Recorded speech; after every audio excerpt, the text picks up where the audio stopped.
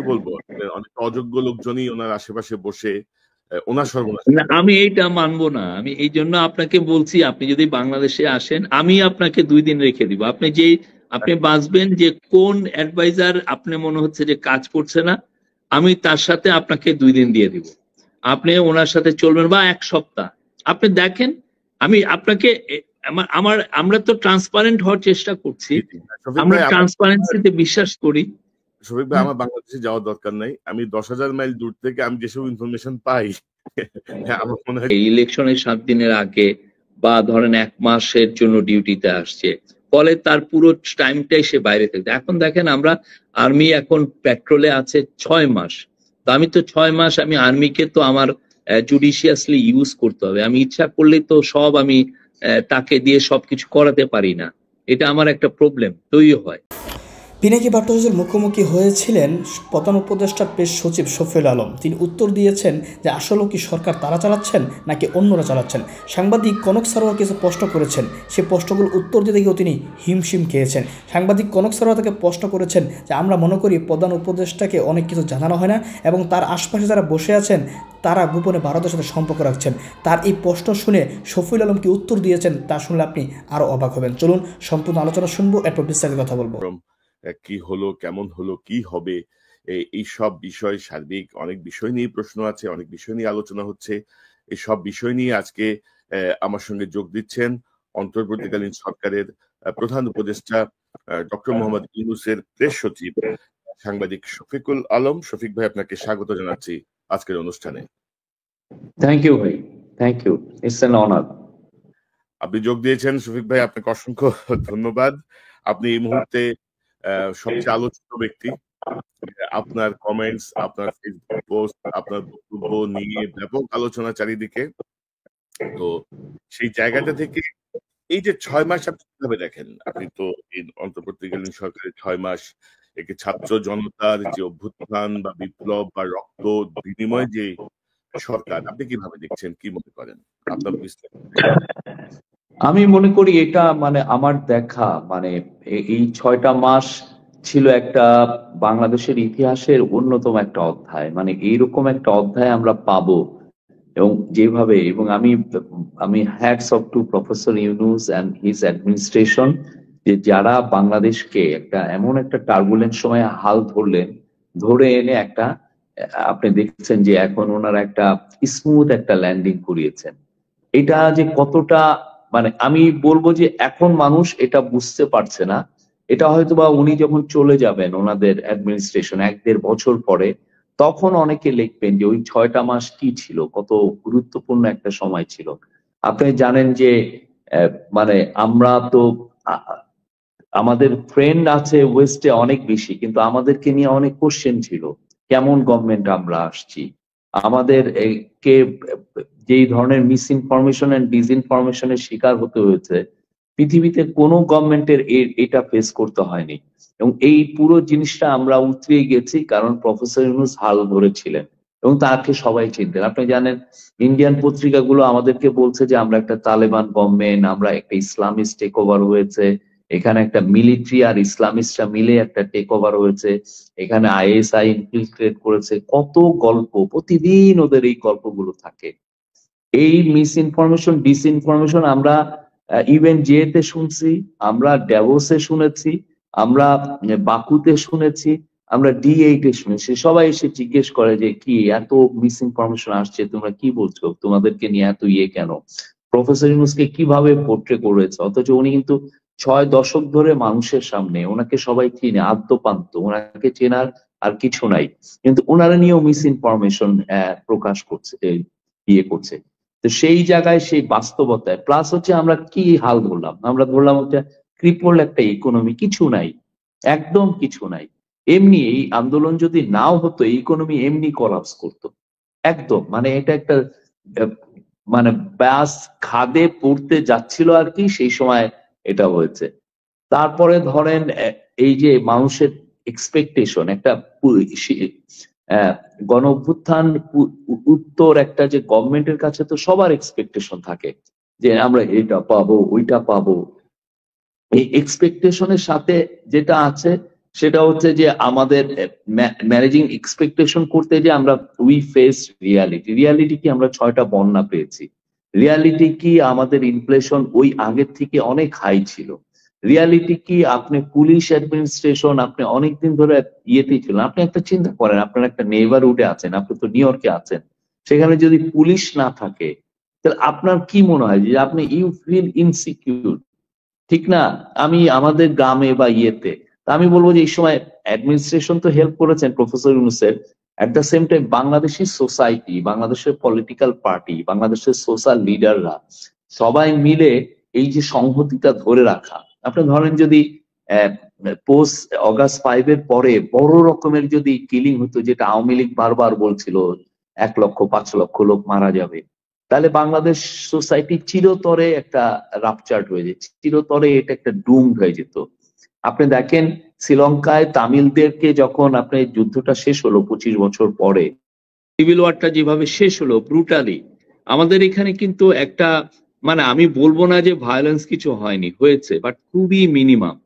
ফলে যেটা হয়েছে যে আমাদের সোসাইটির একটা পরবর্তীতে একটা বড় রকমের একটা অপরচুনিটি তৈরি হয়েছে পুরো সোসাইটি এক হয়ে যাওয়ার।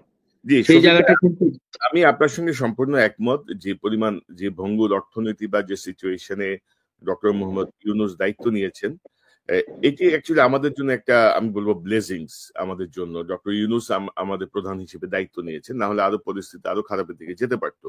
ডক্টর ইউনূসের যে ইন্টারন্যাশনাল সাপোর্ট বা ওনার যে ফ্যান বেস বা ওনার যে একটা ইমেজ, সেটাকে আমরা ব্যবহার করতে পারছি আমাদের দেশের স্বার্থে। কিন্তু ডক্টর ইউনূসের যারা সহকর্মী, আপনাদের যে উপদেষ্টা পরিষদ, সেই উপদেষ্টা পরিষদ নিয়ে যে বিতর্ক, কিভাবে আপনারা মানে এটা তো রান করছে না তো, মানে ডক্টর ইউনূসের যেই চিন্তা ভাবনা বা ওনার যেই যোগ্যতা বা ওনার যে অ্যাকসেপ্টেবিলিটি, তার সাথে এই উপদেষ্টা পরিষদ নিয়ে অনেক বিতর্ক। কিন্তু তারপরে কিন্তু দেখেন 6 মাসে আপনারা কোনো কিছুতেই কিন্তু হাত দেন নাই। এবং সাম্প্রতিক সময়ে নিউ এজের সম্পাদক নুরুল কবির ভাইয়ের সাথে প্রফেসর ইউনূসের যে ইন্টারভিউ, আমি দেখলাম উনি খুব সহজ সরল ভাবে কথা বলেন। ডক্টর ইউনূস বলছেন যে আমাকে একটা তালিকা দিল, আমি যাকে যাকে চিনি টিক মার্ক দিয়ে দিলাম। তো আপনি কিভাবে দেখেন ডক্টর ইউনূসের সাথে যে উপদেষ্টা পরিষদ, সেটা কি আপনি মনে করেন যে এটা ঠিক হচ্ছে এভাবে? আমি আমি আপনাকে এই জায়গাটা আমি ডিফার করি এই জন্য, কারণ আমি ওনাদের সাথে কাজ করছি, তো ওনারা যে কাজগুলো করছেন না তা না। আমার যেটা মনে হয় যে অনেকের আমি যদি সবাইকে এনে দেখাতে পারতাম যে ওনারা কিভাবে কাজ করছেন, তাহলে হয়তো বা জিনিসটা আপনাদের কাছে প্রতিভাত হতো। কিন্তু সমস্যা যেটা হয়েছে যে একেতে ওনারা অনেকে মিডিয়া শাই, তারা মিডিয়ার সামনে অনেক বেশি আসতে চান না। এটা তো ধরেন একটা ন্যাচারাল বিষয়, সবাই তো আমার আপনার মতো আমরা সাংবাদিক তো না, আমরা তো নিউজের সামনে আসি।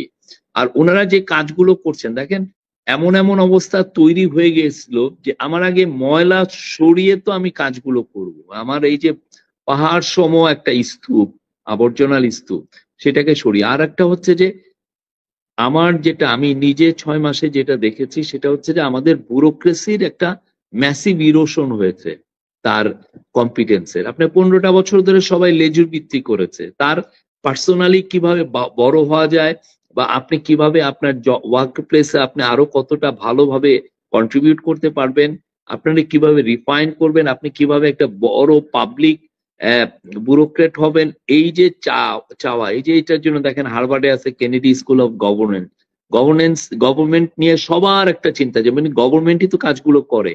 তো আমাদের এখানে ব্যুরোক্রেসির একটা কিন্তু ম্যাসিভ ইরোশন হয়েছিল, সেটা আমরা ইনহেরিট করেছি। কেন আমরা ওই জায়গায় ব্যুরোক্রেসিটাকে ঠিক করতে করতে কিন্তু আমাদের সময় লেগেছে। আপনারা 6 মাস কিন্তু একটা দেশের জন্য খুবই কম। তারপরে আমি বলবো আমরা যা অ্যাচিভ করেছি অ্যামেজিং। না, অ্যামেজিং। আমি আমি আপনার সঙ্গে ঠিক দ্বিমত পোষণ করবো না, একমত পোষণ করবো না, কিন্তু ব্যুরোক্রেসিতে কি আসলে কোনো পরিবর্তন এসেছে? আপনি যদি দেখেন ঠিক সেই ইন্টারভিউতেই নুরুল কবির সাহেবের সাথে ডক্টর ইউনূস বলছিলেন যে আহতদের চিকিৎসা ডিউ টু আমলাতান্ত্রিক জটিলতা। তো ডক্টর ইউনূস হেডের যে গভর্নমেন্ট, সেই গভর্নমেন্টে আমলাদের এত দুঃসাহস কি করে হয় যে জুলাই শহীদদের বা জুলাইয়ের আহতদের চিকিৎসার জন্য টাকা ডিসবার্স হচ্ছে আমলাতান্ত্রিক জটিলতায়। দুদিন পর পর তারা রাস্তায় নেমে আসছে চিকিৎসার দাবিতে, দুদিন পর পর তারা রাস্তায় নেমে আসছে তাদের ভরণ পোষণের দাবিতে। আমি বলবো যে অনেকে ইম্প্যাশন আমরা কিন্তু চেষ্টা যে করছি না তা না। আরেকটা হচ্ছে যে আমাদের একটা প্রথম থেকেই ফোকাস ছিল যে এই যে যাতে ওই মুক্তিযোদ্ধার লিস্টের মতো না হয়।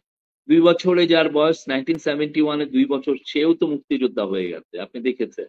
বা অনেকে হয়তো 72-তে জন্ম, সেও মুক্তিযোদ্ধা হয়ে গেছে। আমরা খুব অ্যাকুরেট একটা লিস্ট করতে চেয়েছি এবং আমরা পেরেছি। আমি বলবো যে আমরা পেরেছি। আরেকটা হচ্ছে যে আমরা তো তাদের চিকিৎসার তো কমতি ছিল না, প্রথম থেকেই কিন্তু তাদের চিকিৎসার মধ্যেই ছিলেন। এখন চিকিৎসার মধ্যে অনেকে যেটা হয় যে আমি যেই কয়দিন চিকিৎসা নিচ্ছি সেই কয়দিন আমারে আসলে কম্পেনসেশনটা কে দিবে, আমাকে ভরণ পোষণটা কে দিবে, এটার একটা কথা উঠছে। আমরা সেই অনুযায়ী কিন্তু টাকা ডিসবার্স হচ্ছে, আমার মনে হয় 3,000 মানুষের জন্য টাকা কিন্তু ডিসবার্স হয়েছে। এবং আরেকটা হচ্ছে যে আমরা জুলাই স্মৃতি ফাউন্ডেশনটা করেছি, প্রাইভেট রেখেছি। আমরা কিন্তু এটাকে সরকারি রাখি নাই, এই জন্য রাখি নাই কারণ এমন হতে পারে আগামী সরকার এসে এই ফাউন্ডেশনের কাজটা রোল ব্যাক করতে পারে। এটা যাতে প্রাইভেটলি চলে, বাংলাদেশের মানুষের ওনারশিপ যাতে থাকে, সেই জন্য এটা কাজ করবে। ওই কাজটা কিন্তু হচ্ছে এবং আমি বলবো যে ইভেনচুয়ালি সবাই পাবেন। একটা হ্যাঁ, আপনি বলতে পারেন যে ব্যুরোক্রেটিক ট্যাঙ্গলের জন্য। আরেকটা হচ্ছে যে আমরা অনেক অনেক জায়গায় আমরা লোক পাঠিয়েছি, আমরা ডিসিদের নেতৃত্বে কমিটি হয়েছে, উপজেলায় কমিটি হয়েছে, শহীদদেরকে প্রত্যেকটা তাদের ঢাকার যদি মারা যান ঢাকারটার সাথে কোলাবোরেট করেছি আমরা, গ্রামে যেই গ্রামে আছেন যাতে ডাবল কাউন্টিং না হয়। বাংলাদেশের ডাবল কাউন্টিংটা একটা খুব অদ্ভুত জিনিস। আপনি 2 জায়গায় 2টা, হয়তোবা এইখানে তার নাম আছে মোহাম্মদ শফিক শেখ, ওইখানে আছে মোহাম্মদ শফিক মোল্লা, অথচ লোক কিন্তু একই। তো এই জিনিসগুলো আমরা করতে করতে একটু সময় নিয়েছে, বাট আমি বলবো যে খুব মানে অনেকে ইম্প্যাশেন্ট হচ্ছেন, হওয়াটাই স্বাভাবিক। তো আমাদের চেষ্টার কমতি নাই, এটুকু আমি বলতে পারি। এবং আমরা এই জন্য অনেক ছাত্র যারা আছেন তাদেরকে বলি যে আপনারা এসে হেলথ মিনিস্ট্রিতে আসেন, এসে দেখেন ওনারা কি কাজটা করছে, ওনাদের সিনসিয়ারিটির অভাবটা আছে কিনা। আর কিছু কিছু তো আছে ব্যুরোক্রেটিক সমস্যাগুলোই আছে, আপনি কিভাবে করবেন কাজটা, কতটুক করবেন, এই জায়গায় নামটা দেওয়া যাবে কিনা। বাংলাদেশের ব্যুরোক্রেসি অনেক পুরনো বলে একদম সেট কিছু রুলস আছে, এর বাইরে যাওয়াও যায় না, গেলে হয়তোবা আপনাকে পরে অডিটে ধরবে, পরে আপনাকে হয়তোবা অ্যাকাউন্টস এর রুলে আপনি পড়ে যাবেন। এই জিনিসগুলো আমাদের দেখতে হয়। ভাই ধরেন এই পরিমাণ ছাত্রদের জীবন দেওয়ার পরে, এই পরিমাণ অন্ধত্ব এবং পঙ্গুত্বের পরে এই কথাগুলো আসলে আমাদের কাছে খুব একটু ইয়ে লাগে আর কি, যে আপনার ক্যামেরা আবার সরে যাচ্ছে শফিক ভাই। দাঁড়ান, আমার আবার আওয়াজ কমে গেল কেন? ধরেন এই পরিমাণ ছাত্র জনতার জীবনের পরে, অন্ধত্বের পরে, পঙ্গুত্বের পরে, এই ধরনের আমলাতান্ত্রিক জটিলতা বা ব্যুরোক্রেটিক প্রসেস বা আইন বা অডিট, এই জায়গাগুলো আমি ঠিক মানে সমর্থন করি না আর কি। কারণ ধরেন এই বিপ্লবটা যে কারণে হয়েছিল, যে কারণে ছাত্র জনতা জীবন দিল, তারাই যদি প্রপার ট্রিটমেন্ট না পায়, তাদের জন্য যদি সাহায্য চাইতে হয়। না না, প্রপার ট্রিটমেন্ট কিন্তু পাচ্ছে, এইটুকু আমি বলবো, প্রপার ট্রিটমেন্ট পাচ্ছে। আমরা অনেক প্রায় 30, 35, 40 30-এর ঊর্ধ্বে লোকজনকে আমরা বিদেশেও পাঠিয়েছি। যারা একদম গুরুতর অসুস্থ তাদেরকে আমরা সিএমএইচ বাংলাদেশের বেস হসপিটালে রেখেছি, চোখের জন্য বেস হসপিটালে রেখেছি। অনেক দেশের মেডিকেল টিমকে আমরা নিয়ে আসছি, তারা এসেও এখানে ট্রিটমেন্ট করছে। অনেকে ভাবেন যে আমার যে প্রবলেমটা হচ্ছে আমি হয়তো বিদেশে গেলে এটা রেমেডি পাবো, তো আপনার যদি সত্যিকার অর্থে চোখটা নষ্টই হয়ে যায় তাহলে আপনি বিদেশে যে মানে ওই বিদেশি ডাক্তাররা এসেই বলেন যে না, ওনাকে বিদেশে নিয়েও লাভ হয়তো হবে না। তারপরে মানে ধরেন যেই ধরনের ব্রুটালিটি ছিল, যে ব্রুটালি এনাদেরকে আহত করা হয়েছে, এটা তো অকল্পনীয়। না, হাসিনার যেমন ব্রুটালিটি ছিল, তার পুলিশ বা বাহিনীর ব্রুটালিটি ছিল, তেমনি ধরেন ডক্টররাও তো ওই সময় চিকিৎসা দেয় নাই। তো যেই ডক্টর গুলো হসপিটালে অবহেলা করছে তাদের বিরুদ্ধে কিন্তু কোনো ব্যবস্থা আপনারা নেন নাই গত 6 মাসে। যে সুনির্দিষ্ট ভাবে অভিযোগ আছে যে এই ডক্টর আমাকে ফেলে রাখছে, আমাকে ট্রিটমেন্ট আমার দেয়। মনে হয় কিছু অ্যাডমিনিস্ট্রেটিভ স্টেপ নেওয়া হয়েছে, অনেক সময় এগুলো ধরেন অ্যাডমিনিস্ট্রেটিভ কারণেই বলা হয় না, বাট কিছু নেওয়া হয়েছে। আমি যে নেওয়া হয় না এটা বলবো না। আর আপনি পিন পয়েন্ট করাটা তো টাফ হয়ে যায় যে উনি ওই সময় ওই জায়গায় ছিলেন, উনি এর চিকিৎসা দেন নাই, সেইভাবে আসলে একদম সুনির্দিষ্ট অভিযোগ যখন নিয়ে আসে তখন তো আমরা একজনকে ধরতে পারি, কিন্তু সত্যিকার তো অনেক ক্ষেত্রে সেটা হয় নাই। তবে তবে আমরা আসলে ধরেন এই সরকারের কাছে আরো ডাইনামিক অ্যাক্টিভিটি আশা করছিলাম। আপনি যেগুলো বলছেন শফিক ভাই শুনতে ভালো, বিধিবদ্ধ, কিন্তু ধরেন খুব বেশি প্র্যাকটিক্যাল না আরকি। আমি আমি মনে করি। এবং আপনি উপদেষ্টাদের কাজের পক্ষে যেভাবে বলছেন, ভাই কাজ তো দেখা যায়, কাজ তো দৃশ্যমান, তাই না? এই না না, কাজ দৃশ্যমান, কিন্তু আমার মনে হয় কি ওই আমাদের এখানে যেটা হচ্ছে যে আমাদের আহ, পত্রিকাগুলো, টিভি গুলো এখন তো তারা অগাধ স্বাধীনতা ভোগ করেন, অতএব তাদের যে যেভাবে নিউজ করছেন, আমরা তাদেরকে বলি যে আসেন, এসে আপনারা এমন আপনার যেই উপদেষ্টাকে ভাবছেন যে উনি দুর্বল, কাজ করতে পারছেন না বা ওনার কাজগুলো হচ্ছে না, আমরা আপনার তার সাথে টাই করে দেই, আপনি ওনার সাথে ঘুরে দেখেন উনি কাজ করছেন কিনা। এটা হলো আমাদের কথা। আপনারা আসেন, এসে দেখেন এই এই জিনিসগুলো। কনক ভাই, আপনাকে যদি আমরা একটা দিয়ে দিই, ধরেন আপনাকে আমি তথ্য দিলাম, আপনি বুঝেন, আপনি যেটা হয় কি যে এমন অবস্থা যে ওইখানে আপনি আবর্জনা আপনার প্রতিদিন এসে আপনার দেখানো 3 ঘন্টা লেগে যাচ্ছে জাস্ট ফাইল সাইন করতে। ওই এই তো এই জিনিসগুলো তো ইটস বক্স ইউ ডাউন খুবই ইয়েতে। মানে যেখানে আহতদের চিকিৎসার টাকার ব্যাপারে আমলাতান্ত্রিক জটিলতার অসহায়ত্ব বলেন প্রধান উপদেষ্টা, সেখানে আপনাদের এই ধাক্কাটা কোথায়? এবং আজ যে উপদেশটা আপনি দেখছেন, তো ধরেন বয়সের ভারে সবাই নুজ্জ, আমরা বলছি জেনজির বিপ্লব, সবার বয়স 70 ঊর্ধ্ব, মানে অবস্থা খুবই খারাপ। মানে এই এই প্রজন্মের তথ্য প্রযুক্তি নিয়ে তাদের কোনো ধারণা থাকারই কোনো কারণ নাই। তো এই নির্ভরশীলতা আপনারা চুজ করছেন কিভাবে? এগুলো নিয়ে আসলে মানুষের কাছে কোনো স্পষ্ট কোনো না না, আপনি আপনি যেমন ধরেন সালেউদ্দিন ভাই, ওনার বয়স একদম 75 বা 75-এর উপরে, অ্যারাউন্ড 75। উনি হচ্ছেন one of the hardest working person.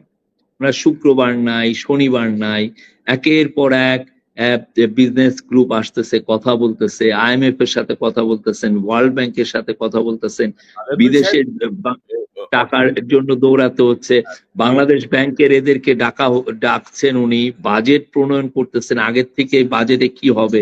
আপনি আমাকে দিয়ে রাখছেন, আমার কিছু নাই, আমি এর মধ্যে কেমনে চলবো। তারপরে আপনি যদি ক্যাবিনেট মিটিং গুলো দেখতেন প্রথম দিকে, তাহলে তো অবাক। একজন এসে বলতেছে যে আমারে এই কাতার গ্যাসের টাকা দিতে হবে এত মিলিয়ন ডলার, আরেকজন এসে বলতেছে না সেভরনের টাকা দিতে হবে, আরেকজন না আমার সার আনতে হবে, সারের টাকা দিতে হবে, আরেকজনের যে আদানি কিন্তু এখনই কি যেন বন্ধ করে দিল ইলেকট্রিসিটি সাপ্লাই, তো এইটা করতে হবে। এই যে আপনি আমাকে যে জায়গায়, আপনি যেমন ধরেন একটা সংসারের আপনি চিফ, আপনার যদি প্রত্যেকটা ছেলে মেয়ে এসে বলে যে বাবা আমার আজকে new York school of commerce business এর এইখানে ফি দিতে হবে, আর একজন এসে বলে এটার ফি দিতে হবে, আপনি কোনটার থেকে কোনটা দিবেন, এই অবস্থা আর কি। না, তবে অবশ্যই আমাদের আমাদের কাছে যেটা মনে হয়, প্রতীয়মান হয় যে ডক্টর ইউনূসের কাছে হয়তো অনেক তথ্য যায় না, বা অনেক তথ্য হয়তো উনি জানেন না, যার কারণে ধরেন নির্বিঘ্নে মানে মানে কি বলবো, অনেক অযোগ্য লোকজনই ওনার আশেপাশে বসে ওনার সর্বনাশ। না, আমি এইটা মানবো না। আমি এই জন্য আপনাকে বলছি, আপনি যদি বাংলাদেশে আসেন আমি আপনাকে 2 দিন রেখে দিব। আপনি বাঁচবেন যে কোন অ্যাডভাইজার আপনি মনে হচ্ছে যে কাজ করছে না, আমি তার সাথে আপনাকে 2 দিন দিয়ে দিব, আপনি ওনার সাথে চলবেন, বা 1 সপ্তাহ আপনি দেখেন। আমি আপনাকে আমরা তো ট্রান্সপারেন্ট হওয়ার চেষ্টা করছি, আমরা ট্রান্সপারেন্সিতে বিশ্বাস করি। শফিক ভাই, আমার বাংলাদেশে যাওয়ার দরকার নাই। আমি 10,000 মাইল দূর থেকে আমি যেসব ইনফরমেশন পাই, আমার মনে হয় যে বাংলাদেশে গেলে ইনফরমেশন গুলো পাওয়া আমার জন্য আরো কঠিন হয়ে যাবে। না না, এক্সাজারেটেড অনেক ইনফরমেশন আমরা পাই, বাইরে দেখেছি অনেকে। আচ্ছা যাক, আপনি যেটা জেনেছেন, আমরা যেটা বলছি হয়তোবা কোথাও একটা ফারাক আছে। না, অনেক অনেক জায়গাতেই ধরেন অনেক রকমের অমীমাংসিত বিষয়গুলো আছে। ধরেন আমরা যেটা দেখলাম যে সচিবালয়ে আগুন লাগলো, তারপরে বোধহয় স্থানীয় সরকার সচিব তার হোয়াটসঅ্যাপে ঘুষ লেনদেনের অভিযোগ উঠল। তদন্ত করলো কারা? আগুনের তদন্তে কারা ছিল? ফায়ার সার্ভিসের কেউ ছিল? ফরেনসিক কেউ ছিল না। তাই সারা। তো এই যে জায়গাগুলো আর কি, এগুলো আপনারা প্রপারলি অ্যাডজাস্ট করতে পারছেন না, অথবা না, এই সচিবালয়ের ফায়ারের কথা বলছেন তো? জি জি, বাংলাদেশের ইতিহাসে সবচেয়ে বেস্ট 3টা টিম কাজ করেছে, এবং আমরা তো পুরো একদম সুনির্দিষ্ট ভাবে দেখেছি। হ্যাঁ, আমরা পুরো বুয়েটের 3টা এক্সপার্ট টিম এনেছি, আমরা এক্সপ্লোসিভের পুরো বাংলাদেশের আর্মির বেস টিমটাকে নিয়েছি, আমরা পুলিশকে নিয়েছি, আবার আমরা এট দ্য সেম টাইম ফায়ার সার্ভিসে তিনটা গ্রুপ তাদের মতো করে আসে এবং সবারই একই জায়গায় তারা কনক্লুশন ড্র করেছেন। এটা আমরা মানবো না। যে ভাই আমার কাছে শফিক ভাই রিপোর্টটা যেটা নিয়ে আমি অবশ্যই কাজ করছি, এটা নিয়ে আমরা পরে করবো। তো প্লিজ এই যে ধরেন 6 মাসে আইন শৃঙ্খলা পরিস্থিতি অবস্থা খুবই খারাপ, মানে রাতের না, এটাও আমি মানবো না। মানুষ রাস্তায় বেরোতে ভয় পাচ্ছে। অনেকেই আমাকে বলে যে ভাই রাস্তাঘাট ফাঁকা, পুলিশ নাই। এইটাই যে ওই আমাদের উপরে আপনাদের এক্সপেকটেশনটা হচ্ছে যে আমরা অনেক অনেক ভালো বাংলাদেশকে উপহার দিব, সেই বাংলাদেশকে আমরা হয়তোবা দিতে পারছি না। কিন্তু যখন আমরা ক্রাইমের ফিগার গুলো দেখছি, প্রফেসর ইউনূসের একটা বড় জিনিস হচ্ছে উনি ডেটাতে বিশ্বাস করেন প্রচুর। একটা জিনিস জানার জন্য উনি প্রচুর ডেটা নেন, যে আসলে ডেটাগুলো কি বলে, আমরা কোথায় আছি। ঠিক আছে, তো ওই ডেটা আমরা দেখেন গত 5 বছরে সেপ্টেম্বর থেকে ডিসেম্বরে আমরা খুনের একটা হিসাব দিয়েছি। গত 5 বছরের মধ্যে সবচেয়ে কম খুন হচ্ছে এই বছরের সেপ্টেম্বর থেকে ডিসেম্বর। এখন আপনি বলতে পারেন আমরা কি ডেটা ম্যানিপুলেট করছি কিনা, আমি বলবো যে এইটাই আমরা বিশ্বাস করি না, এটা আমরা করিও না। হ্যাঁ, তারপরে হ্যাঁ আমরা আবার বলছি যে কিছু ছিনতাই বেড়েছে, এটা আর একটা ওই যে নতুন গভর্নমেন্ট আসলে অনেকের মধ্যে সেন্স অফ ইনসিকিউরিটি কাজ করে, সেটা হয়তো অনেকের মধ্যে কাজ করছে। কিন্তু আমরা যখন ডেটা গুলো দেখি সেটা কিন্তু স্পষ্ট দেখা যাচ্ছে যে ল অ্যান্ড অর্ডার সিচুয়েশন স্টাবিলাইজ হয়ে গেছে। বাট একটা যেটা হয়েছে যে গত 6 মাসে প্রায় 175টার মতো প্রোটেস্ট হয়েছে, বড় প্রোটেস্ট হয়েছে ঢাকায়। এখন আপনি আমার এক্সপেকটেশনটা কি? আপনি আমাকে এক্সপেকটেশন হচ্ছে যে আমরা শেখ হাসিনার মতো ব্রুটালি কোনো প্রোটেস্টকে সাপ্রেস করব না।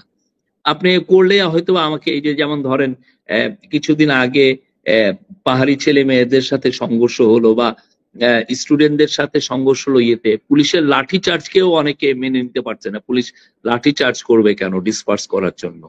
হ্যাঁ, এখন মানুষের এক্সপেকটেশনটা এই। তো ফলে আগে যেমন হাসিনার সময় একটা বড় এরকম প্রোটেস্ট হইলে কোনো কথা নাই, ফার্স্টে এসেই রাবার বুলেট, টিয়ার গ্যাস, অনেক সময় লাইভ রাউন্ডও করতেন, করে এদেরকে আপনি ডিসপার্স করতেন, ফলে মানুষ ভয় পেত একটা বড় প্রোটেস্ট আনতে।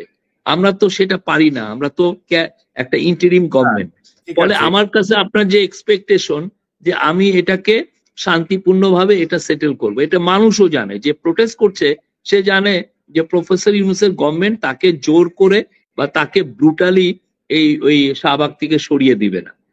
এটার জন্য কিছু সমস্যা হয়েছে। শফিক ভাই, আমি এই ব্যাপারটাই আপনার সাথে অনেকটাই সহমত যে অনেক নির্বাচিত সরকার আর আপনাদের মধ্যে পার্থক্য আছে। আপনারা চাইলে অনেক কিছু করতে পারেন না, বাট যা অথবা জাস্ট আফটার এত রক্তপাতের পরে আবারও যদি নির্যাতন শুরু হয়। কিন্তু ডক্টর ইউনূস একটা সিদ্ধান্ত বা একটা যুগান্তকারী একটা পদক্ষেপ, আমি বলবো যে ম্যাজিস্ট্রেসি পাওয়ার, সেনাবাহিনী। এবং ধরেন আজকে যেই ছেলেটা বা মেয়েটা কমিশন পেয়ে বেরোলো, সেও কিন্তু সেই ম্যাজিস্ট্রেসি পাওয়ার হোল্ড করে, অল কমিশনড অফিসার। কিন্তু আমরা কি তার কোনো প্রভাব দেখছি রাস্তায়? আমরা কি তার কোনো প্রভাব দেখছি পুরো দেশে? যে আর্মি ম্যাজিস্ট্রেসি পাওয়ার নিয়ে মাঠে আছে। আমরা ধরেন 2096 সালের নির্বাচন বা 91 সালের নির্বাচন বা 2008-এর নির্বাচনের আগে তাদের সেনাবাহিনী 15 দিনের জন্য নামতেছে, কিন্তু সকল কিছুর মধ্যে এক ধরনের প্রভাব পড়ছিল। তো এই জায়গাটায় কেন এরকম একটা ঘাটতি আপনি মনে করছেন? যে না, এই জায়গাটার ঘাটতির মূল কারণ হচ্ছে আগে যখন সেনাবাহিনী নামতো তার একটা সুনির্দিষ্ট টাইম ফ্রেম ছিল। সে আসছে কয়টার সময়? সে আসছে হচ্ছে 7 দিনের আগে, ইলেকশনের 7 দিনের আগে, বা ধরেন 1 মাসের জন্য ডিউটিতে আসছে, ফলে তার পুরো টাইমটাই সে বাইরে থাকতো। এখন দেখেন আমরা আর্মি এখন পেট্রোলে আছে 6 মাস, তো আমি তো 6 মাস আমি আর্মিকে তো আমার জুডিশিয়াসলি ইউজ করতে হবে। আমি ইচ্ছা করলে তো সব আমি তাকে দিয়ে সবকিছু করাতে পারি না, এটা আমার একটা প্রবলেম তৈরি হয়। তো আমার এই জন্য আমি তাদেরকে ইন্টারিম গভর্নমেন্ট তাদেরকে ম্যাজিস্ট্রেসি পাওয়ার দিয়েছে, but at the same time তাদেরকে ক্রুশিয়াল জায়গায়, যে সমস্ত জায়গায় আমার না ইউজ করলেই নেই, সেই জায়গায় ইউজ করা হচ্ছে। এবং সবাইকে, পুরো বাংলাদেশে সবাইকে তাদের নাম্বারগুলো অ্যাভেলেবল করা হয়েছে। আপনি ধরেন আপনার গ্রামের বাড়ি কোথায়? সিলেটের আপনি ধরেন বিশ্বনাথে আছেন, বিশ্বনাথে একটা সমস্যা হলো, বিশ্বনাথে যে কোনো মানুষ ওই আশেপাশের আপনার আর্মির যে ইউনিটকে ফোন দিতে পারে, তারা এসে স্ট্রাইক ফোর্স হিসেবে তাড়াতাড়ি এসে পড়বে। আপনি পূজাগুলো দেখেন তারা কত ব্রিলিয়ান্ট, কত সুন্দর ডিউটি করেছে। ঠিক আছে, স্পেশাল ইভেন্ট গুলো, আমার বাড়ি সিলেট না, আমার বাড়ি ফেনী, যে আমার ফেনীর লোকজন আহত হবে এই জন্য বলে দিলাম আর কি। তো শফিক ভাই ধরেন এই যে না ধরেন ল এন্ড অর্ডার, ধরেন এই যে চাঁদাবাজি যেভাবে চলছে, সিন্ডিকেট যেভাবে চলছে, বা ধরেন বেশ কিছু আইন শৃঙ্খলার যে জায়গাগুলো, মানে ভাই একটা সেনাবাহিনীর একটা সৈনিক যদি এক রাস্তার এক কোনায় দাঁড়ায় পুরো রাস্তা খালি হয়ে যায় এমন একটা অবস্থা, কিন্তু অপরাধীদের ক্ষেত্রে বলছি। সেখানে ম্যাজিস্ট্রেসি পাওয়া নিয়ে আর্মি মাঠে থাকার পরেও যে পরিমাণ আউটপুট আসার কথা সেটা আসছে না, আমি এটা বলতে চাচ্ছি। না, আমার মনে হচ্ছে যে না, আমরা তো বলছি যে ল অ্যান্ড অর্ডার আমাদের যেইটুক ইমপ্রুভ করে আমরা ওইদিকে যাচ্ছি, সেই জায়গাটায় আমি যাচ্ছি, কিন্তু ওই যে মানুষের এক্সপেকটেশনটা অনেক হাই। মানুষ আরো চান, মানুষ চান যে ছিনতাই জিরোতে নেমে আসুক, মানুষ চান খুন জিরোতে নেমে আসুক, যেহেতু আর্মি আছে, পুলিশ আছে, কিন্তু পুলিশের মোরাল তো এখনো দুর্বল, এটা আপনার মনে রাখতে হবে। আর্মি যা করছে, আর্মি 6 মাস কিন্তু পেট্রোলে থাকে না, কোনো জায়গায় রাখে না, মানে তাকে তো, সে তো ক্যান্টনমেন্টে থাকারই, তার যুদ্ধকালীন পরিস্থিতির জন্য তাকে রাখা হয়। তো আর্মি যা করছে এটা unbelievable, they are doing great work. ভাই বাংলাদেশে এখন একটা যুদ্ধকালীন পরিস্থিতি, আপনারা ধরেন আওয়ামী লীগকে দমন না করায়, মানে তাদের যে অর্থ এবং তাদের যে পেশি শক্তি, তারা অলমোস্ট আপনাদের বিরুদ্ধে যুদ্ধ ঘোষণার মতোই অবস্থায় রেখেছে। তো সেই জায়গাটাতেই আমার প্রশ্ন যে আর্মির আরেকটু তৎপরতা প্রয়োজন। ধরেন দ্রব্যমূল্য, পথে পথে চাঁদাবাজি, সিন্ডিকেট, এই জায়গাগুলোতেও তো আর্মি আমাদেরকে হেল্প করতে পারতো, বা আইন শৃঙ্খলা বাহিনী হেল্প করতে পারতো, বা আপনারা স্পেশাল মেজারমেন্ট, স্পেশাল ইনস্ট্রাকশন দিতে পারতেন, স্পেশাল মেজার্স দিতে পারতেন। না না, আমরা তো স্পেশাল ওদেরকে তো ইউজ করছি। ফলে আপনি দেখেন না, দ্রব্যমূল্য আপনি যদি খবর নেন, আপনি যে নভেম্বর ডিসেম্বরে যে এতটা হাই ছিল, আপনি এখন দেখেন অনেক জিনিসপত্রের দাম কমে এসছে। হ্যাঁ, ইনফ্লেশন নেমে আসছে। আমরা আশা করছি যে বাই ধরেন জুন, আমাদের এটা অর্থ বছর শেষ হবে জুনে আমরা আশা করছি যে এটা 8-এ নেমে আসবে। 8-এ নেমে আসাতে তো খারাপ না, এবং আগামী বছর যখন আমরা ছাড়বো, আগামী বছর বা এই বছরের ডিসেম্বর যখনই, আপনি দেখবেন যে ইনফ্লেশন ঠিক পড়বে। আপনাদের একটা কল আসছে, আমি শুনতে পাচ্ছিলাম। এই ক্ষেত্রে আর্মির বড় একটা রোল আছে, তারা সত্যিকার অর্থে হেল্প করছে, বাজারেও ওনাদের প্রেজেন্স আছে, তারা দেখছে। দেখেন, তারা তো আর ল অর্ডার মেনটেন করার জন্য তো আর্মির কাজ না এটা, তারপরেও আমরা চেষ্টা করছি তাদেরকে যতটা ইউজ করা যায়। শফিক ভাই, নরমালি ডেমোক্রেসি বা, আপনি শুনতে পাচ্ছেন?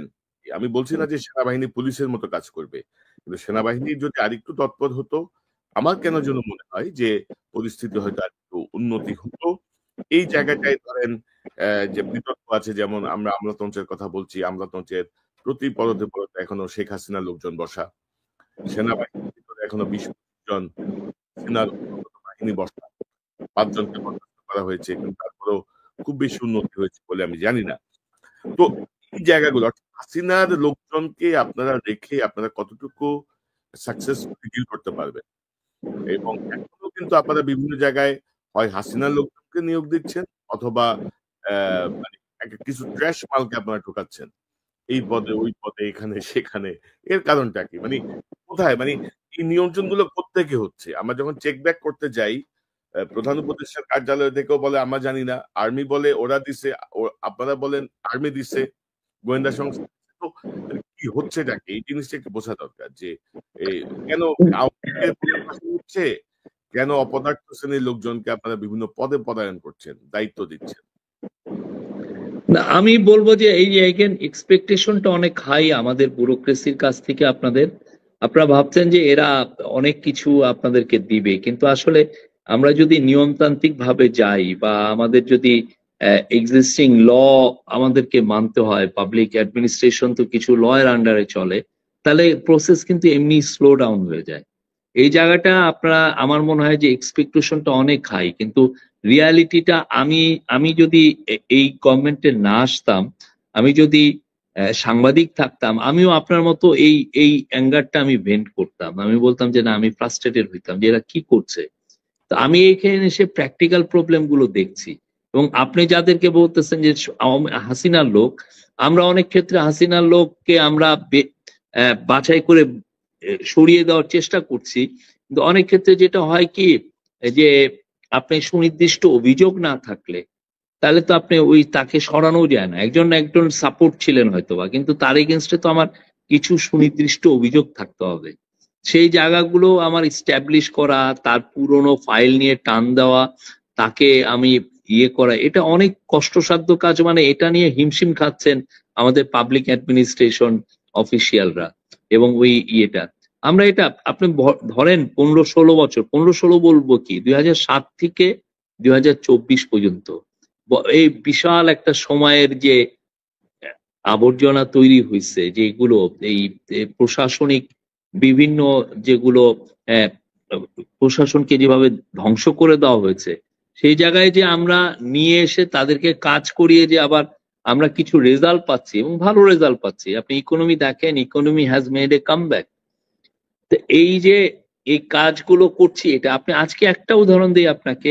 আপনি জানেন 20-25 বছর ধরে কোরিয়ান ইপিজেড এর ল্যান্ডটা ঠিক হচ্ছিল না।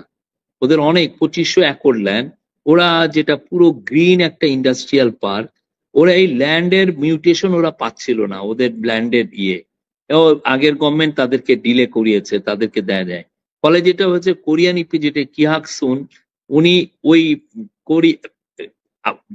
ভিয়েতনামেরও আগে বাংলাদেশে আসছেন, কিন্তু পরে দেখলেন যে বাংলাদেশে তো তার লাভ হচ্ছে না, উনি আবার কিছু বিজনেস নিয়ে গেছেন ভিয়েতনামে। এখন ভিয়েতনামে তার বিজনেস অনেক, $2-3 বিলিয়ন হয়ে গেছে, আর আমাদের এখানে $1 বিলিয়ন মতো।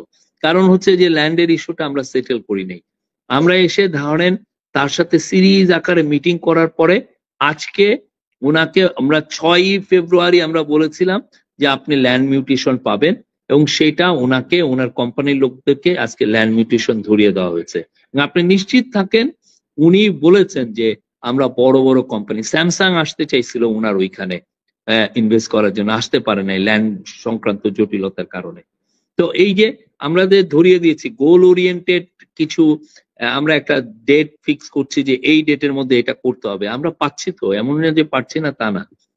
কিন্তু কথা হচ্ছে যে এই যে আপনারা অনেক মানে মানুষের এক্সপেকটেশন তার চেয়েও অনেক হাই, দ্যাটস দ্য প্রবলেম। না, এখন সেটা ঠিক আছে, মানুষের এক্সপেকটেশন তো থাকবে, কিন্তু ধরেন আমি যেটা বারবারই বলার চেষ্টা করছি যে ডক্টর ইউনূসের ব্যাপারে আমার কোনো আপত্তি নেই, ডক্টর ইউনূসের ব্যাপারে আমার পূর্ণ সমর্থন আছে, কিন্তু ওনার সাথে উপদেষ্টা পরিষদে যাদেরকে দিয়ে আপনারা কাজ করার চেষ্টা করছেন তাদের হয় ক্যাপাবিলিটি নাই, অথবা তারা অনেক বুঝতে পারছেন না, সেটা তাদের অযোগ্যতা, যেমন তাদের বয়সও একটা বড় ফ্যাক্টর। তো সেই জায়গাটাতে আপনাদের অমনোযোগিতা আছে, আপনারা একটা পলিটিক্স করছেন, আমি যেটা দেখছি আপনাদের অন্তর্বর্তীকালীন সরকার করার কথা না, মানে আপনারা একটা পলিটিক্স করছেন।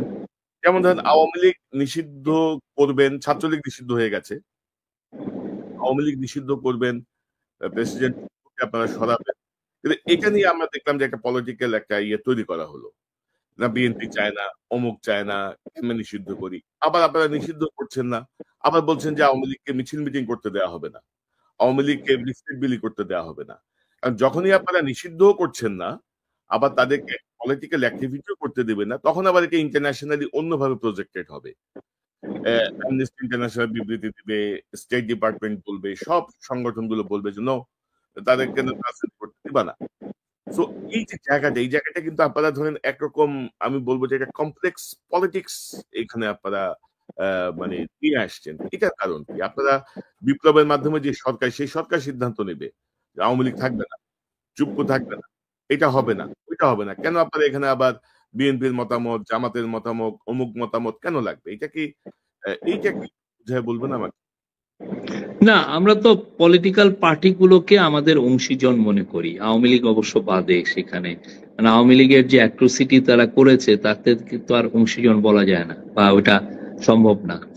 ওই আওয়ামী লীগের বিষয়ে আমাদের সুস্পষ্ট অবস্থান আছে, এবং সেক্ষেত্রে আমাদের সাথে পলিটিক্যাল পার্টিগুলো আন্ডারস্ট্যান্ডিং হচ্ছে যে এই ডিসিশনটা পলিটিক্যাল পার্টিগুলোই নেবেন। তারা একটা নিজেদের মধ্যে ওয়াইডার একটা কনসালটেশন করবেন, করে তারা নিবেন। হ্যাঁ, আমরা কিছু কিছু ক্ষেত্রে বলছি যে তারা এটা, কারণ দেখেন তাদের তো অ্যাকনোলেজমেন্টটা আসতে হবে। আমি যে তাকে পলিটিক্যাল প্রসেসে ফিরিয়ে নিয়ে আসবো, তারকে তো আমার অ্যাকনোলেজমেন্টটা আমাকে নিয়ে আসতে হবে, যে না সে অ্যাকনোলেজ করছে যে জুলাই অগাস্টে কি হয়েছে। সে তার মধ্যে তো অনুশোচনা নাই, অ্যাকনোলেজমেন্ট নাই। তার বড় বড় লিডার সবার হাতে এক ধরনের রক্ত আছে, তারা ইমপ্লিকেটেড হয়েছেন। এখন আমরা কিভাবে তাহলে এই পার্টিকে বলি যে আসো তুমি পলিটিক্যাল প্রসেসে আসো?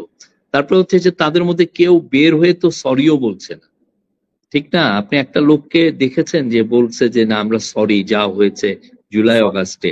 সরি বললেও তো হ্যাঁ, মাফ হবে না, তাই না? সরি বললে তাহলে না, সেটা তো অবশ্যই যার খুন করেছে, যার হাতে যে খুনের অর্ডার দিয়েছে তাদের তো বিচার হবে, সেটা আমি বলছি না। কিন্তু যেই আওয়ামী লীগ তো অনেক বড় পার্টি, তার তো কিছু লিডার তো বের হয়ে বলতে পারতো যে না আমরা পার্টিকে রক্ষা করি, আমরা এই যারা যারা এই পার্টিকে সামনে রেখে তাদের ব্যক্তিগত স্বার্থ হাসিল করেছে, যারা খুন করেছে বা বড় বড় ক্রাইমে জড়িত, তাদেরকে ডিনাউন্স করে তাদের থেকে আমরা পার্টিটাকে সেপারেট করি।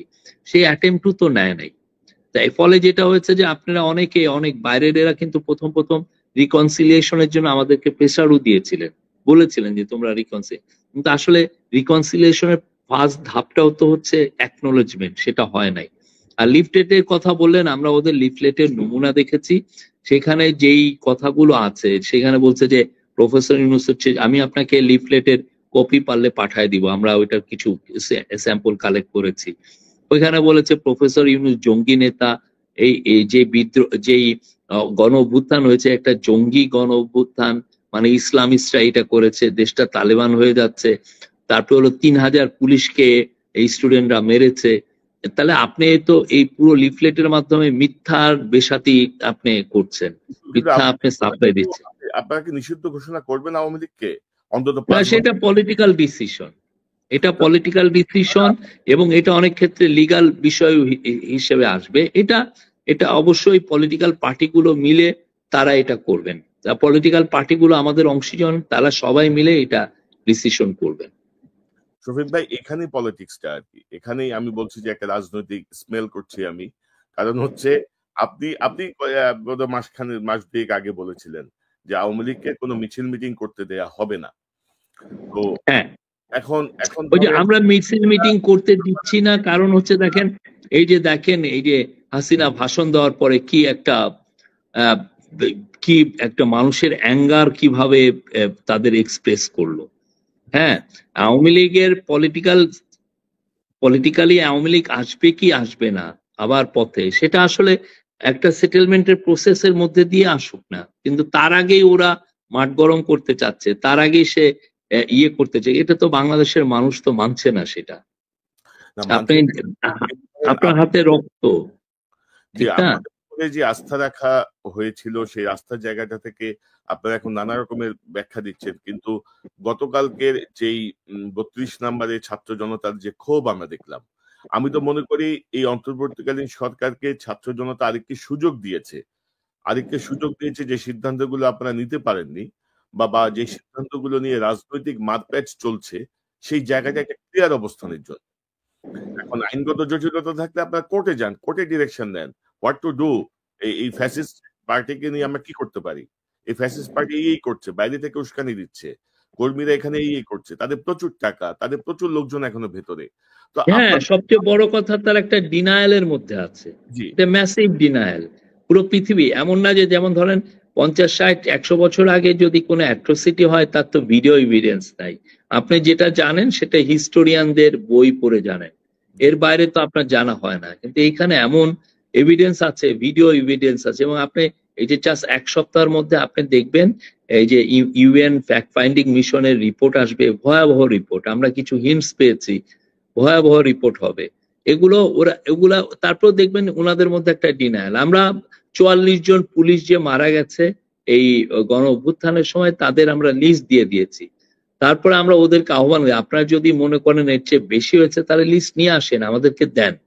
কিন্তু তারা কিন্তু এই যে মিথ্যার বেসাতি সব জায়গায় বলে বেড়াচ্ছে 3000 পুলিশ। কারণ এটা কেন বলছে জানেন 3000 পুলিশ মারা গেছে?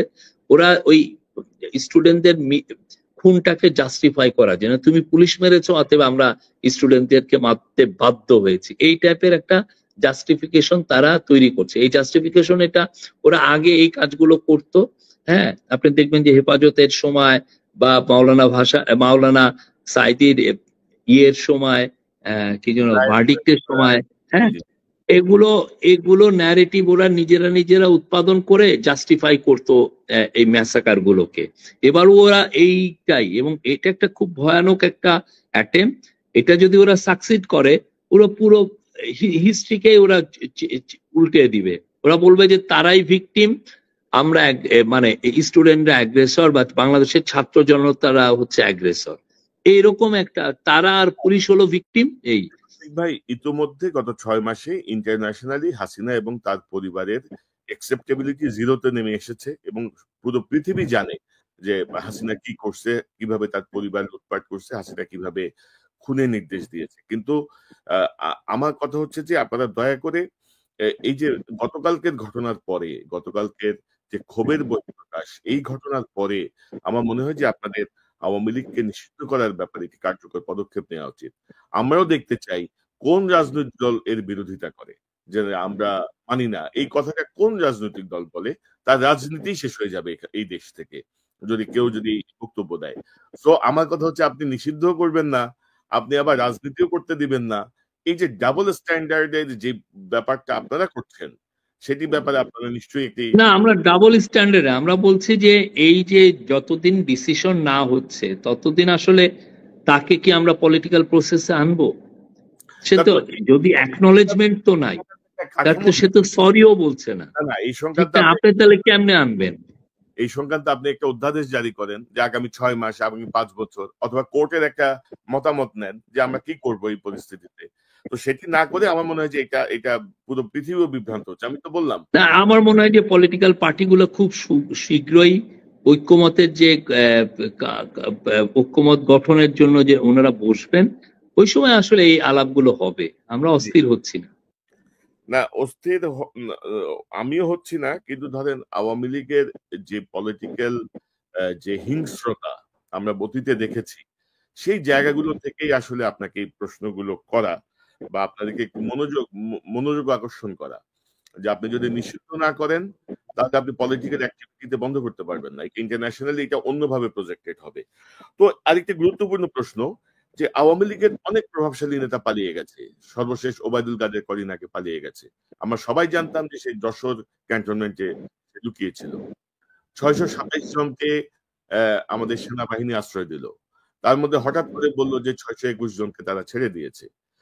এই 627 জন কারা, কিভাবে গেল, আপনাদের সম্মতি ছিল কিনা, আপনারা এই ব্যাপারে কোনো অনুসন্ধান করেছেন কিনা, আপনাদের বিশ্লেষণ, আপনাদের পর্যবেক্ষণ কি?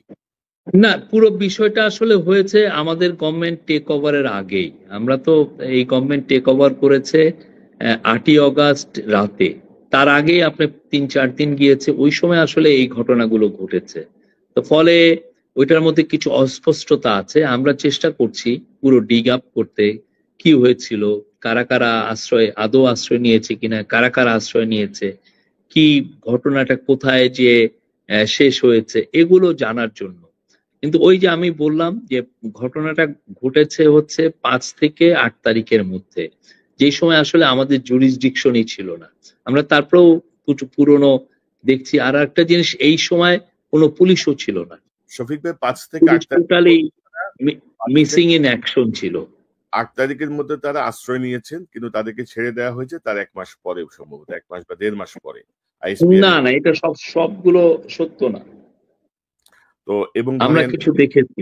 এবং ধরেন আমি যদি বলি যে গত মাস 3 আগে স্পিকার শিরিন শারমিন চৌধুরী, তিনি সেনাবাহিনী ক্যান্টনমেন্টের একটা বাসায় আশ্রয় থেকে তিনি তার পাসপোর্ট করার চেষ্টা করেছেন, সেটি ধরা পড়েছে, কিন্তু সে কিন্তু এখন অ্যারেস্ট হয়নি। কিন্তু তার ব্যাপারে কিন্তু আপনাদের এইগুলো বিষয়ে আমার মনে হয় যে কিছু অনেক অস্পষ্টতা আছে। আমার মনে হয় এটা এক ধরনের রিউমারও প্রচুর আছে। আমরা যেটা রিয়ালিটি, পাসপোর্টের লোকজন তার বাসায় যে থাম্ব ইমপ্রেশন নিয়ে আসছে, তাকে অফিসে আসতে হয় না, এগুলো তো প্রামাণ্য দলিল হিসেবে আবির্ভূত। না, আমি পাসপোর্ট কর্তৃপক্ষর মানে পাসপোর্টের যিনি চিফ, তার সাথেই কথা বলেছি, উনি এই বিষয়টা অস্বীকার করেছেন। মানে উনি অস্বীকার করলে তো হবে না, এটা তো ডকুমেন্টেড সবকিছুই। সেটা পাসপোর্টের জন্য আবেদন করছে, সেটা থাম্ব ইমপ্রেশন যে তার বাসা থেকে যে নিয়ে আসছে, পাসপোর্টের ডিরেক্টরে। আমার তো অফিসিয়াল কথা বলতে হবে, আমি অফিসিয়ালি যেটা জানি সেটাই আপনাকে বলছি।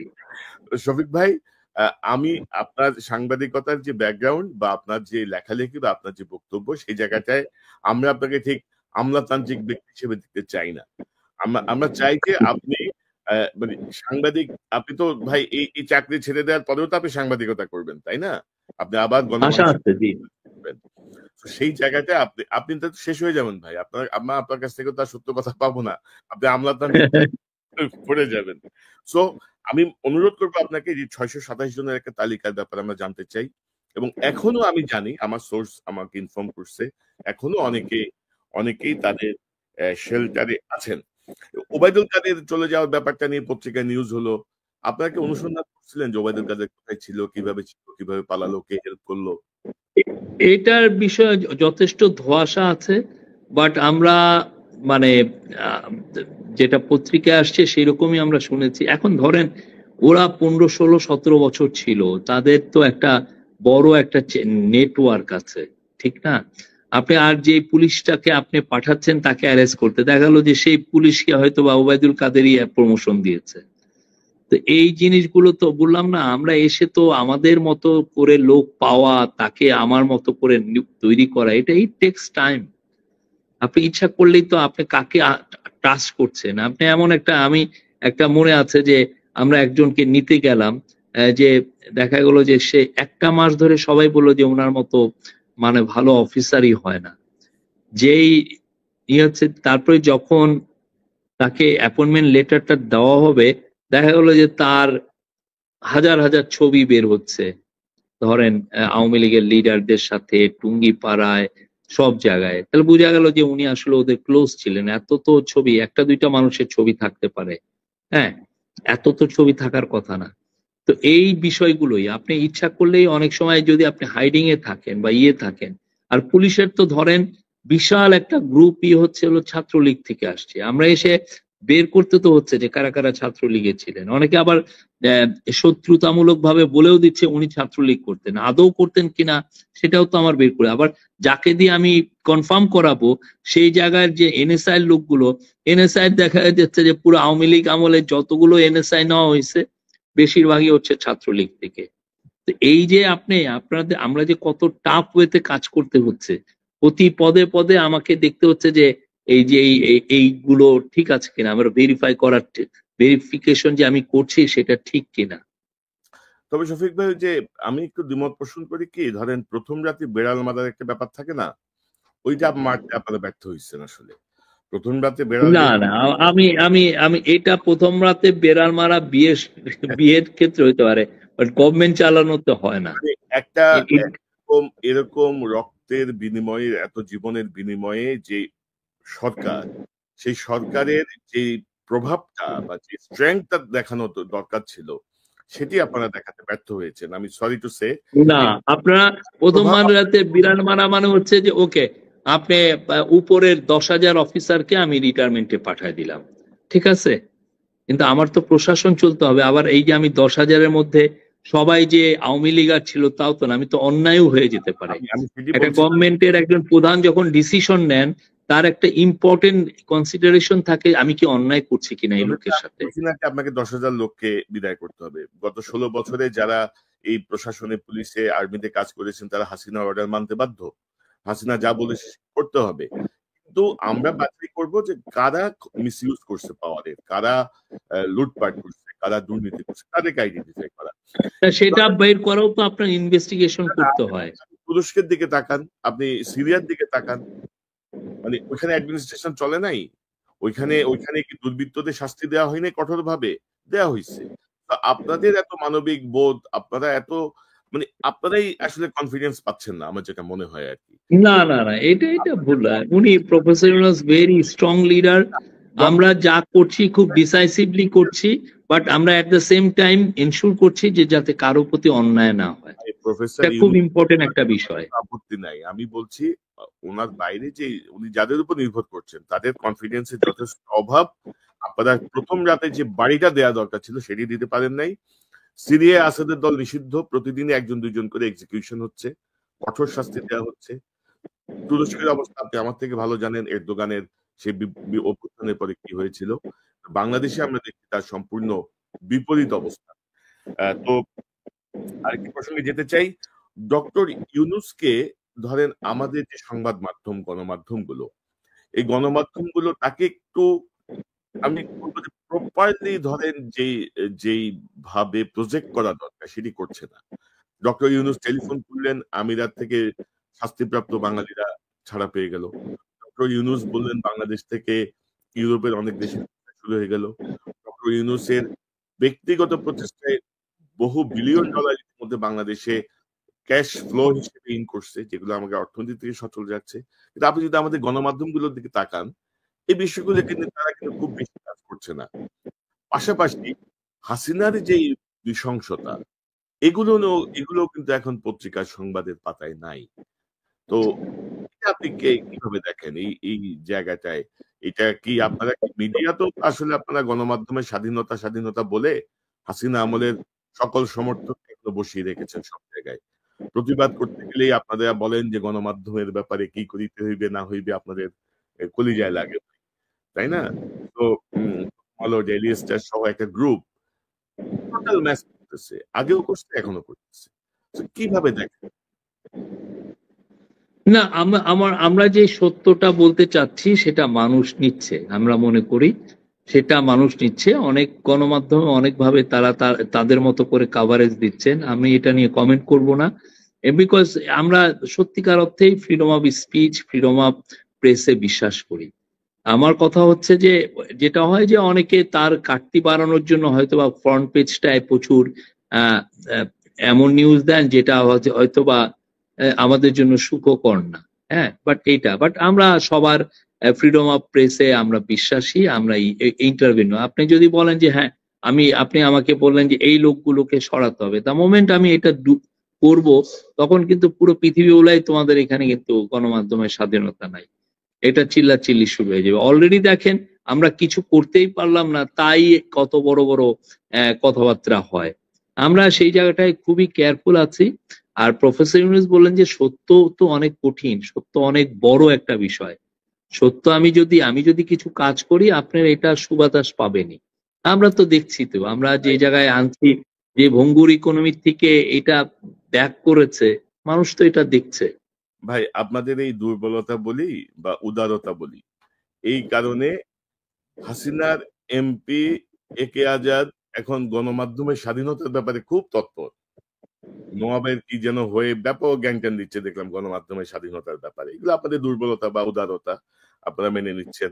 আপনারাই গণমাধ্যমের যে ফর্মুলায় আপনারা ভাবছেন, সেই ফর্মুলায় ফ্যাসিস্ট রেজিমকে শক্তিশালী করা নানা রকমের আয়োজন শুরু হয়েছে। এটা আপনিও বুঝতে পারছেন সাংবাদিক হিসেবে, হয়তো প্রেস সেক্রেটারি হিসেবে আপনি হয়তো বুঝতে চাচ্ছেন না, যেটি আমি মনে করি শফিক ভাই আপনার সম্পর্কে আমি যতটুকু ধারণা আছে। তো সংস্কার নিয়ে আপনারা অনেক বেশি ব্যস্ত, দল গঠন নিয়ে আপনারা অনেক ব্যস্ত। এই বিষয়গুলো অনেক গুরুত্বপূর্ণ বিষয় যেগুলো আমরা আজকে তুললাম। এই জায়গাগুলো আপনাদের অমনোযোগিতা বেশি। দল গঠন নিয়ে কি হবে না হবে, প্রোক্লামেশনের ব্যাপারটা হয়নি। অর্থাৎ সবকিছু দল গঠন তো আমরা ব্যস্ত বলবো না, আমরা তো দল গঠন করছি না। এটা তো স্টুডেন্টরা দল গঠন করছে, তারাই দল গঠন করবে। এবং এখানে যদি আমাদের যারা 3জন প্রতিনিধি আছেন তারা যদি মনে করেন ওইখানে জয়েন করেন, তাহলে এই এই এই তাদের মন্ত্রিত্ব, তাদের অ্যাডভাইজারশিপটা ছেড়ে ওইখানে জয়েন করতে হবে। এই ব্যাপারে আমাদের অবস্থান স্পষ্ট। স্টুডেন্টরা দল গঠন করবে, এটা বাংলাদেশের মানুষের একটা আশা। এবং যেহেতু তারা ফোর ফ্রন্টে ছিল, জুলাই অভ্যুত্থানের একদম সম্মুখ ভাগে তারা ছিল, তাদের কাছে অনেকের অনেক বড় বড় এক্সপেকটেশন আছে। কিন্তু আমরা এটার সাথে মোটেও জড়িত না। আমরা এই ইন্টারিম গভর্নমেন্ট বলতে পারেন যে এগুলো বিষয় একদম দলকানা। আমরা কারো প্রতি কোনো ইয়ে নেই, সবাই আমার কাছে সমান। তো শফিক ভাই, আমরা প্রায় শেষ দিকে, আমি বলবো, আমি অনেক বেশি সময় নিচ্ছি আপনার। 6 মাসের মাথায় ধরেন আমরা এখনো দেখছি যে এক এক উপদেষ্টা, অনেক ইনক্যাপাবল উপদেষ্টার হাতে অনেকগুলো করে মন্ত্রণালয়। বারবার বলা হচ্ছে, আপনারা ধরেন আমরা যারা বাইরে থেকে কথা বলি, আপনারা বোধহয় প্রতিজ্ঞা করছেন যে এদের কোনো কথাই শুনবো না, এরা যা বলবে আমরা তার উল্টাটা করব, এরকম একটা ভাবনা দেখছি। আমার ধরেন বেশ কিছু বিষয় সুনির্দিষ্টভাবে ডকুমেন্টেড ওয়েতে তুলে ধরার পরেও কিন্তু সে বহাল তবিয়তে বিভিন্ন জায়গায় তারা বসে আছে। আপনাদের এই জায়গাটা আমরা লক্ষ্য করছি। এটার ব্যাখ্যা কি? আপনারা কি আমাদের কোনো কথাই শুনবেন না বলে সিদ্ধান্ত নিয়েছেন? এটা কি উপদেষ্টা পরিষদের সিদ্ধান্ত না ব্যক্তিগত কারো সিদ্ধান্ত? এটা একটু বলবেন আমাকে। না না, এটা উপদেষ্টা পরিষদ যেটাকে ঠিক ভাবছেন সেভাবেই কাজ করছেন। আমি বলবো যে, এবং আমি ব্যক্তিগতভাবে আমি জার্নালিস্ট বা প্রেস সেক্রেটারি যেরকম জার্নালিস্ট, আমি মনে করি যে তারা they are doing a fantastic job. একটা ভঙ্গুর একটা অর্থনীতিকে, একটা ভঙ্গুর একটা ব্যুরোক্রেসিকে, একটা ভয়াবহতম একটা খুনের পরে মানে ম্যাসাকারের পরে একটা দেশকে তার আবার রেল লাইনে তুলে ওইটাকে আবার সবলে আপনাকে এগিয়ে নেওয়া, এটা অনেক অনেক বড় একটা, আমি বললাম তো আপনি আমাকে এখন ক্রেডিট দিবেন না, বাট আপনি ঠিক আমরা যখন চলে যাব আপনারা নিশ্চিত আমরা জানি যে আপনারা আমাদেরকে ক্রেডিট দিবেন। আমরা এটাও ক্রেডিট দিব, প্লাস আপনি যখন বই লিখবেন যে প্রধান উপদেষ্টার কার্যালয় 100 এতদিন বা 600 এতদিন বা 700 এতদিন বা তখন এই বক্তব্যের সাথে আপনাদের বইয়ের বক্তব্য আমি মিলাই দেখবো। জি জি জি জি জি। এখন আপনি বলছেন একজন আমলা জায়গাটা থেকে প্রধান উপদেষ্টা প্রেস সচিব হিসেবে, তো উপদেষ্টা পরিষদে কোনো চেঞ্জ আসবে আপনি মনে করেন? যে ধরেন প্রত্যেকটা উপজেলা, আমি যেটি বলছিলাম যে ইনক্যাপাবল অনেকের মাথার উপরে 4-5টা 10টা 6টা করে মন্ত্রণালয় চাপানো, কোনো চেঞ্জ আসবে কিনা, বাদ দেওয়া যাবে কিনা? আমি এই বিষয়ে জানি না, আমার এইটা জুরিসডিকশনে নাই এবং এই বিষয়টা আমি জানি না। হ্যাঁ, আমি জানলে আপনাকে বলতে পারতাম। মানে আমাদের ডক্টর ইউনূস মাননীয় প্রধান উপদেষ্টার কি ইচ্ছা? উনি কি হ্যাপি? না, উনি তো হ্যাপি তো অবশ্যই, বললাম না আমি তো, উনি তো মনে করছেন যে ওনার টিম যথেষ্ট এফিসিয়েন্সি দিয়েই কাজ করছে গিভেন দা মানে কন্ডিশনস উই হ্যাভ ইনহেরিটেড। হ্যাঁ, এটা আমরা মনে করছি। এই জন্যই তো আমি বললাম যে কনক ভাই আপনি আসেন, আসলে আমি আপনাকে 7 দিন আমাদের উপদেষ্টারা কিভাবে কাজ করেন আমি আপনাদেরকে দেখাবো। আমরা তো একটা লন্ডভন্ড অবস্থা পেয়েছি, সেই জায়গায় আমরা কাজ করছি। আমার আসতে হবে না, আপনারা আপনাদের এই 6 মাস পূর্তি 9 তারিখ থেকে ইনশাল্লাহ দেখবেন একটা পর একটা ইনফরমেশন যখন আমরা দিতে থাকবো। আমরা 6 মাস পর্যন্ত আমি অনেক পার্সোনালি অনেক বেশি অবজারভেশনে ছিলাম। 6 মাস পর দেখেন প্রত্যেকটা উপদেষ্টা, প্রত্যেকটা মন্ত্রণালয়, প্রত্যেকটা জায়গায় আমরা যে ডাটাগুলো দিব আপনারা তখন দেখবেন যে আমাদের দেশে আসতে হবে না, দেশের বাইরে থেকে আমরা সব খবর পাচ্ছি। তবে আমার দুঃখের জায়গা হচ্ছে একটা, যে ডক্টর ইউনূসের ঘাড়েই সব দায়গুলো যাবে আর কি। ডক্টর ইউনূসের এই যে সকল উপদেষ্টার ইনক্যাপাবিলিটি বা ইফিসিয়েন্সি, এগুলো দায়ভার ডক্টর ইউনূসের ঘাড়েই যাচ্ছে কিন্তু। তো এই জায়গাটা নিয়ে আমাদের কনসার্ন, এবং এত রক্তের বিনিময়ে, অন্ধত্ব পঙ্গুত্বের বিনিময়ে আসলে আমরা এতটুকু ধরেন লেথার্জিক অবস্থা আমরা আশা করি নাই আর কি। মানে এতটুকু লেথার্জিক অবস্থা আমরা আশা করি নাই, এতটুকু আমলাতান্ত্রিক ব্যুরোক্রেটিক প্রসেসের কথা আপনারা বলবেন, এগুলো আমরা আশা করি নাই আর কি। আপনার কাছ থেকে শুনে শেষ করবো আমার অনুষ্ঠান। না, আমি তো আপনার সাথে এই বিষয়টা একমত না। আমি মনে করি আমাদের কাউন্সিল অফ অ্যাডভাইজার যথেষ্ট এফিশিয়েন্ট, তারা তাদের বেস্টটা দিচ্ছেন এবং আমরা আমরা এটা ঠিক, আমরা মানুষের যে এক্সপেকটেশন সেটাকে ম্যানেজ করতে পারছি না। প্রচুর আমাদের কাছে মানুষের এক্সপেকটেশন অনেক হাই, তো আমরা চেষ্টা করছি। আমরা ইকোনমি দেখেন, এক্সপোর্ট গত 5 মাস একটানা গ্রো করেছে, কোনো মাস বাদে রেমিটেন্স গ্রো করছে, রিজার্ভ 20 বিলিয়নের উপরে আছে এবং এটা বাড়ছে, এটা কমছে না। এবং ইন দ্য মিন টাইম আমরা কিন্তু যেগুলো হাসিনা যেগুলো ব্যাকলগ রেখে গেছিল আমরা সব দিয়ে দিচ্ছি। প্লাস হচ্ছে দেশে একটা স্ট্যাবিলিটি আসছে। আমরা এত প্রেসারের মধ্যে ছিলাম, আমাদের নিয়ে এত ষড়যন্ত্র, এত মিস ইনফরমেশন, সেই জায়গায় আমরা দাঁড়িয়ে আছি, খুব ভালোভাবে দাঁড়িয়ে আছি। তো আমি মনে করি যে উই আর ডুইং ফাইন। ওকে, আপনারা যদি ফাইন মনে করেন ফাইন, কিন্তু ছাত্র জনতার যে ক্ষোভ আমরা গতকালও দেখেছি, সেই ক্ষোভ কিন্তু যে কোনো সময় ইউটার্ন হয়ে আপনাদের দিকে ক্ষোভটা হাসিনার উপরে, আমাদের উপরে না। কিন্তু আপনাদের উপর, আপনাদের কর্মকাণ্ড বা আপনারা যদি বলেন যে আমরা খুব ভালো করছি বা ব্যুরোক্রেসি ঝামেলা করছে বা এই হচ্ছে, যে কোনো সময় জনগণ আপনাদের বিরুদ্ধেও কিন্তু রুখে দাঁড়াতে পারে শফিক ভাই। এবং ইতিহাসের অনেক ঘটনা এরকম আছে। আমি চাই যে ব্যক্তিগতভাবে আমি আপনাকে জানি আপনি একজন সিনসিয়ার জার্নালিস্ট, আপনি আমার কথা আপনার পালসটা নিশ্চয়ই বুঝতে পারছেন। আমার অনুভূতির জায়গাটা আমি আপনাকে বলতে আপনি বুঝতে পারছেন, আমিও বুঝতে পারছি। হয়তো আপনার অবস্থানগত কারণে আপনি হয়তো আমাকে অন্যভাবে ব্যাখ্যা করার চেষ্টা করছেন। বাট আপনি আমাকে যেভাবে ব্যাখ্যা করেন, ডক্টর ইউনূসকে যদি দয়া করে একটু বলেন যে আ উনি যেন মানুষের কাছে অ্যা ও সমালোচিত না হয়। উনি যেন ব্যর্থতার দায় কাঁধে নিয়ে যেন বাকি জীবনটা কাটাতে না হয়। সেই জায়গাটাতেই আমরা আসলে চেষ্টা করছি, অনুরোধ করছি এবং আমাদের কথাগুলো দয়া করে শুনবেন, উপেক্ষা করবেন না। আপনাদের আশেপাশে আপনারা যেসব ট্রাশ মালদেরকে ঢুকাচ্ছেন, তাদেরকে দিয়ে আপনাদের খুব বেশি শ্রীবৃদ্ধি হবে না। আপনারা আরো বেশি হবেন। জনাব শফিকুল আলম, আপনাকে ধন্যবাদ। আপনার শেষ মন্তব্য জানতে চাই। আমি মনে করছি যে আমাদের সামনে অনেক বড় বড় কাজ, এবং এই গভর্নমেন্ট আমরা চেষ্টা করছি কাজগুলো সুফল মানে ভালোভাবে সম্পন্ন করার জন্য। Thank you. আমাদেরও শুভকামনা থাকবে। বাকিটা সময় বলে দিবে। কারণ বাংলাদেশের ছাত্র জনতা এখন অনেক বেশি সচেতন, অনেক বেশি সজাগ। সো শাক দিয়ে মাছ ঢাকা যাবে না আরকি। আর শাক দিয়ে মাছ ঢাকা তো আপনাদের হাতে থাকবে কিনা আমরা কোনো কিছুই ঢাকছি না। তো শফিক ভাই, অসংখ্য ধন্যবাদ। এবং আমি চাই থ্যাংক যে ইউ ভাই।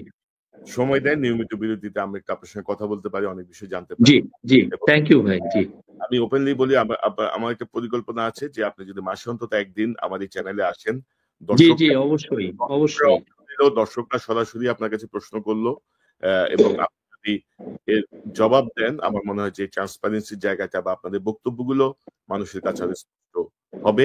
আপনাকে অসংখ্য ধন্যবাদ শফিক ভাই। Thank you, thank you. দর্শক, এতক্ষণ যারা এই অনুষ্ঠান শুনলেন, নিশ্চয়ই আপনার এই আলোচনা মর্মার্থ উপলব্ধি করতে সক্ষম হবেন। সাংবাদিক শফিকুল আলম, মাননীয় প্রধান উপদেষ্টার প্রেস সচিব। অবশ্য তার কথা বলার ক্ষেত্রে কিছু আপনারা বুঝতেই পারেন, কিছু দর্শক আলোচনাগুলো শুনেছেন, যিনি কথা বলেন শফি আলম, তিনি একজন আওয়ামী লীগের লোক ছিলেন। তিনিও আওয়ামী লীগ আমলে আওয়ামী লীগের সুবিধা ভোগ করেছেন, কিন্তু হয়তোবা তার কোনো একটা প্রসেস ছিল যার কারণে তিনি প্রধান উপদেষ্টার প্রেস সচিব হতে পেরেছেন। তো তিনি এখন আওয়ামী লীগ বিরোধী তার কিছু কর্মকাণ্ডে আমরা দেখতে পেরেছি তিনি করার চেষ্টা করেছেন। আর এটা করা ছাড়া এখন আর কোনো উপায় নেই, কারণ এখানে যদি আওয়ামী লীগের পক্ষে কথা বলে তাহলে কি হতে পারে এটা ফারুকই দেখেছে। ফারুকের পদ পাওয়ার পর আবার যাওয়ার অবস্থা হয়েছিল। এখন এই 32 নাম্বার তিনি সংস্কারের কথা বলেছিলেন, এখন 32 নাম্বার ঘুরিয়ে দেওয়া হয়েছে, ফারুকে কিন্তু কিছু বলে নাই। তো সরকারের থেকে তো আর আওয়ামী লীগের পক্ষে বলা যাবে না, আওয়ামী লীগের বিরুদ্ধে বলতে হবে। যাই হোক, প্রেস সচিব যে কথাগুলো বলেছেন সেই কথাগুলো আপনার কাছে কেমন লেগেছে, এবং সাংবাদিক কনক সারোয়ার যেই তাদেরকে প্রশ্নগুলো করেছেন সেই উত্তরগুলো সঠিকভাবে তিনি দিতে পেরেছেন কিনা, সেটি আপনার বক্তব্য কমেন্ট বক্সে কমেন্ট করবেন।